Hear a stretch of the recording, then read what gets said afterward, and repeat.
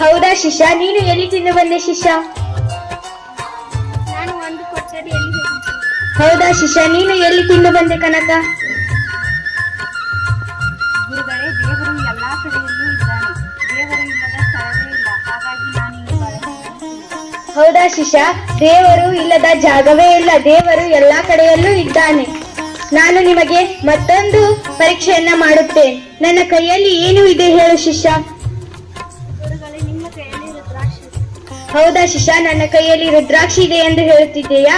ನನ್ನ ಕೈಯಲ್ಲಿ ಏನು ಇದೆ ಶಿಷ್ಯ ಹೇಳು? ನಿಮ್ಮ ಕೈಯಲ್ಲಿ ವಿಭೂತಿ ಇದೆ. ಹೌದಾ ಶಿಷ್ಯ, ನನ್ನ ಕೈಯಲ್ಲಿ ವಿಭೂತಿ ಇದೆ ಎಂದು ಹೇಳುತ್ತಿರುವೆಯಾ? ನೀನು ಹೇಳು ಕನಕ, ನನ್ನ ಕೈಯಲ್ಲಿ ಏನು ಇದೆ? ಗುರುಗಳೇ, ನಿಮ್ಮ ಕೈಯಲ್ಲಿ ಸಾಕ್ಷಾತ್ ಆ ಭಗವಂತನ ಸ್ವರೂಪವೇ ಇದೆ. ಹೌದಾ ಶಿಷ್ಯ, ನನ್ನ ಕೈಯಲ್ಲಿ ಸಾಕ್ಷಾತ್ ಆ ದೇವರ ಸ್ವರೂಪವಿದೆಯಾ? ಇದು ನನಗ ಸೇರಬೇಕಾಗಿದೆ, ನಿನಗೆ ಸೇರಬೇಕು. ಈ ದೇವರ ಸ್ವರೂಪ ನನಗೂ ಸೇರಿದ್ದು, ನಿಮಗೂ ಸೇರಿದ್ದು, ಇವರೆಲ್ಲರಿಗೂ ಸೇರಿದ್ದು. ಹೌದಾ ಶಿಷ್ಯ?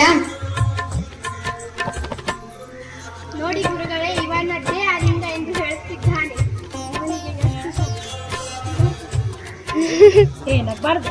ಅದು ಹಾಗಲ್ಲ, ಕನಕ ಹೇಳುತ್ತಿರುವುದು ನಿಜ. ಕುಳಿತುಕೊಳ್ಳಿ ಶಿಷ್ಯರೇ, ಹೇಳುತ್ತೀನಿ. ನಾನು ಎಂಬುದು ಮದ, ಮತ್ಸರ, ಕ್ರೋಧ, ಕಾಮ, ಮೋಹ. ಹಾಗಾಗಿ ನಾನು ಎಂಬುದನ್ನು ತೊರೆದಾಗ ನಿಮ್ಮಲ್ಲಿಯೂ ಸಹ ಆ ಸಾಕ್ಷಾತ್ ದೇವರು ಪ್ರತ್ಯಕ್ಷನಾಗುತ್ತಾನೆ. ಹಾಗಾಗಿ ನಾನು ಎಂಬುದನ್ನ ತೊರೆದು ಹಾಕಬೇಕು. ಕನಕ ಹೇಳುತ್ತಿರುವುದು ನಿಜ. ಹೋಗಿ ಬಾ ಕನಕ, ಒಳ್ಳೆಯದಾಗಲಿ.